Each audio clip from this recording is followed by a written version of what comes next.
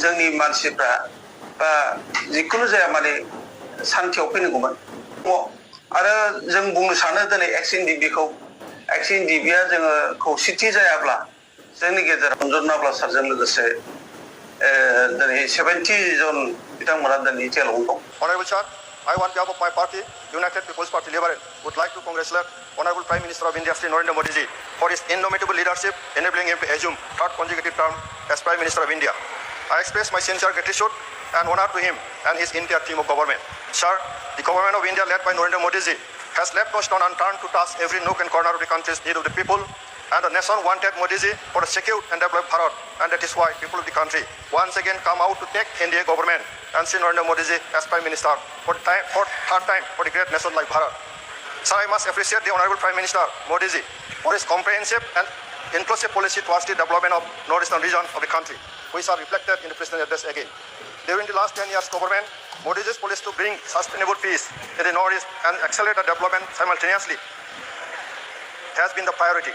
And as a part of its priority, the third Border Accord was signed in the year of 2020, through which Bodoland Territorial Region was created and the border movement came to an end. And the peace has been prevailing nowadays in the region. The Peace Border Accord has become torch-bearer for resolving many disputes of Northeast region, prompting several militants and other organizations to join mainstream and come out with amicable agreement in the region. Sir, in Assam, under the dynamic leadership of Dr. Himanta Biswa Sarma, Honorable Chief Minister of Assam, outstanding development works have been undertaken with a view to build Assam as one of the 5th developed states in the nation. People of Assam expressed reaffirmed hope and aspiration upon Dr. Sarma by signifying their thumping support in the last Lok Sabha election, where 11 out of 14 seats won by the NDA under the leadership of Dr. Sarma. Sir, Bodoland Territorial Region was created under the provision of 6th Schedule to the Constitution of India. 2020, 27 जानुवारियाव first सुक्ति जादों। बे सुक्तियाव जे जों सानदोंमोन सुक्तिखौ मोजां जादों होननानै, खिन्थु थिगानो दं। जेन'बा बिटिआर गोरोबथानि उनावहाय जों नुनो मोनबाय मा जिहेथु जोंनि एक्स एनडिबि माखासे एक्स एनडिबिफ्रा जिहेतु माखासे जेलाव थानांबाय, सोरबा केस दासिमबो दङ, दासिमबो जेनेबा रिहेबिलिटेसनखौ मोनफुंजोबाखै, एग्रिसिया दासिमबो फोरान मोनजाबाखै। आरो बुंनो थाङोब्ला दा जोंनि एक्स एनडिबिनिफ्राय जिहेतु जोंनि सेंग्राफ्रा एक्स एनडिबिनि मानसिफ्रा पारामिलिटारि साख्रि मोनदोंमोन, दा बेवहायबो आरो लोगोसे बेवहाय एक्स एनडिबि आरो इयुथ माखासे जोंनि बर' लाइमोनफोर बिथांमोना मोनदोंमोन। नाथाय बिथांमोना दिनै बुंनो थाङोब्ला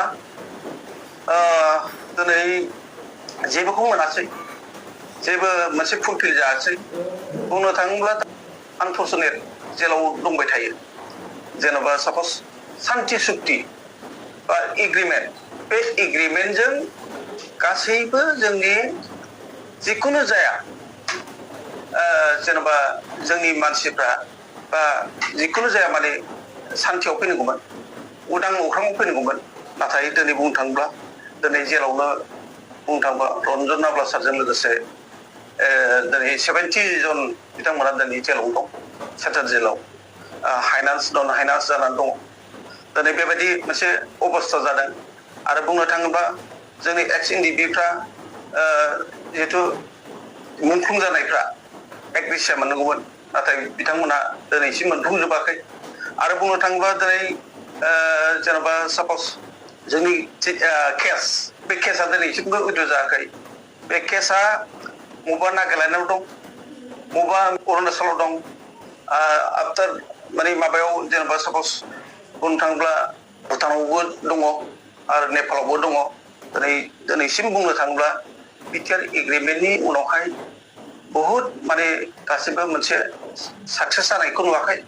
आरो मोनसे एक्स एनडिबिखौ दिनै माखासे जोंनि दानि सरकारा नायाखै होननानै जोङो बेखौ सिन्था खालामनो हायो। फ्रम एक्स एनडिबिनि आफादगिरि जानानै आङो बेखौनो बुंनो सानो जे जोंनि एक्स एनडिबिफ्रा दिनै ज' जायाखै होननानै नोंथांमोना थि सोंदों। एक्सुवेलि एक्स एनडिबिया दिनै मथा मथि टटेलि दङ। बुंनो थाङोब्ला सासे सानै सुबिदा बादि गावखौनो माने जेन'बा सेंसन स्किमखौ लानानै मोनसे सुबिदा लानाय बेबायदि बिथांमोना दिनै सोरजोंबा सरकारजों बिथांमोना थानानै दङ आरो बेवहाय बुंनो सानोब्ला एक्स एनडिपिआ दिनै कमप्लिटलि दङ आरो जों बुंनो सानो दिनै एक्स एनडिपिखौ एक्स एनडिपिआ जोङो खौसेथि जायाब्ला जोंनि गेजेराव आरो जोङो फैगौ बोथोराव जुदि जोङो 2025आव जुदि जोङो माबा मोनसे साननाय बायदि जोंनि एक्स एनडिपिनि जेनेबा प्रब्लेमसफोरखौ माखासे जेंनाफोरखौ जों सुस्रांनांगौब्ला जोङो बेवहाय जोङो मास्ट बि जोङो इलेक्सनखौ जों गेलेनांगोन आं बे खोथाखौ रायजो राजानिसिम मोनथिहोबाय आरो बयनोबो आङो बे खोथाखौ दिनैनि बे पर्टेलजों आङो बिबुंथिखौ आं होबाय